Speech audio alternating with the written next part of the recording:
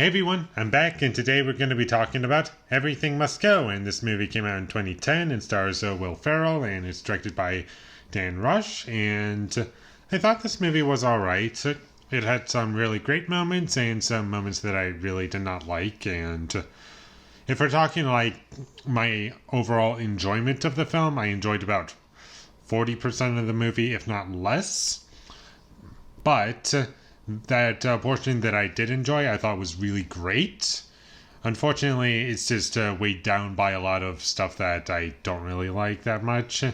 And most of it was pretty hollow, and even the stuff that I think is really well done, like the first 15 minutes or so, I thought was very well done, and it established our main character, and he's kind of an alcoholic, and he's been given so many additional chances, as I'm going to say, with his job, and eventually the company's like, this is the last straw, you're fired, and it's he gets fired, and he just goes home, and all of his stuff is in the front yard, and the locks have been changed, and everything's been changed, and his wife left him, and is just basically telling him to get rid of all of his stuff, and or just get out of her life, and he has 5 days to get rid of everything that's on his front lawn. Otherwise, he's going to be arrested or just forced to move or something. I don't remember, but that's basically what the movie's about, and it's about our main character letting go of just about everything, and without spoiling anything, you do see the attachments that he has to a lot of things, and when something goes, it means something to the character. Well, not everything, but when it wants you to know that it means something to him, they give time to it, and that's what I like about it. And I thought the performances were very good in this movie, especially Will Ferrell. I thought he pulled off like a serious character very well, and I was able to take him seriously, and in dramatic scenes I could believe his character, and that's when he's at his best. There are lots of really good ideas in this movie, and some of them will work out pretty well, and I like the relationship Will Ferrell's character has with this kid that's on his bike constantly, and he's like, hey, could you help me out with stuff, and I'll pay you when all of this is done, and he kind of teaches him how to be a businessman, and he teaches him how to be a salesman, my bad, and because that's what he's trained to be, just a salesman, and know exactly what people want and take advantage of that, and it's kind of fun. And this movie isn't always serious. Sometimes there's moments of comedy, and I thought the last 15 minutes were great. I thought that was the best part of the movie. And I can't say what it is because I don't want to spoil anything, but long story short, it was very well handled. And that's about all of my positives. And the rest of the movie is kind of dull, very passive, and it's just like, okay, that scene happened, moving on to the next scene, that scene happened, moving on to the next scene, and that's the majority of this film. Not most, but rather majority.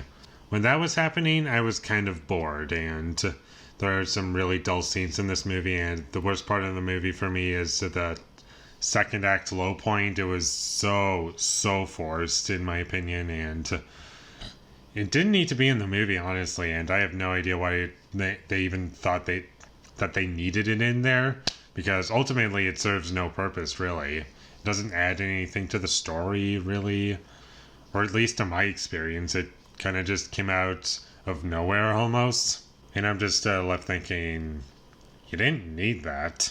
There isn't a lot to say about this movie outside of that, and it's well made. It's not the worst thing in the world. There are some things that I like about it. The rest of it is just bland, and there isn't a lot of the movie that I find to be bad. It's just bland.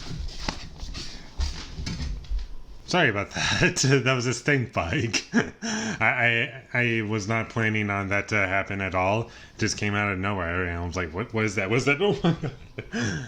But anyways, back to the review. There isn't really anything I find to be particularly bad for the most part. It's just mostly bland, and the music is bland, and a lot of scenes that don't really stand out to me are kind of bland, and some of the drama bland, and because of that, it does weigh down the experience for me. And overall, if we're talking about everything outside of the last 15 minutes, if that wasn't there, then this would be basically nothing.